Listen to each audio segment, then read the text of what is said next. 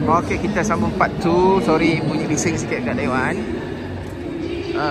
Ini atlet check-in.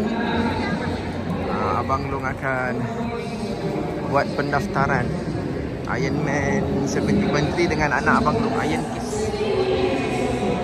Jadi ini Iron Kids, kita daftar Iron Kids dulu. Okey, dia maksudnya kena check-in dan ada QR dan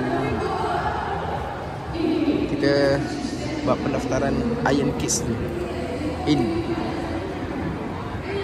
Okey, sebab Abang Long punya data dalam handphone, cuma inilah kita tunjukkan ni Iron Kids.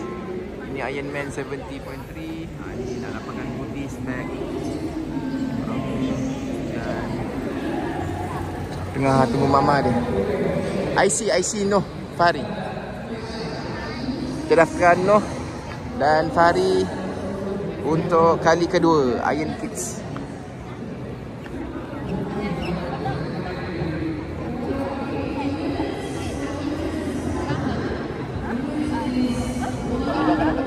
QR dalam handphone boleh?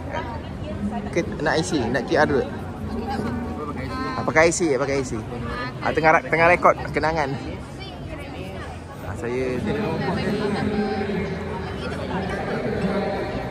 dia boleh check guna IC ya.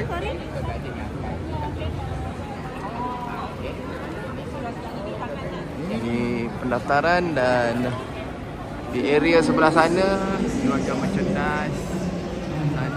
Baju-baju Ironman yang paling mahal lah, yang original. Dia setahun sekali je dia orang jual. Tahun 2025 tu, lepas tu limited edition, edisi Langkawi.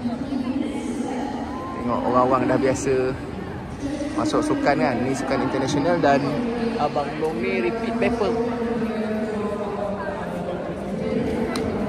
Apa dia? Register sekarang lagu. Nama Fahri Mikael dengan Noh. Betul? Nama tu. Dua nama ni. Kejap. Nama ayah dia lah. Nama ayah dia. Panjang kan? NUH. Ada? Kena QR juga? Okey lah. Okay, saya tamatkan live. Okey. Jumpa lagi. Abang Long kena buka QR pakai handphone. Bye-bye.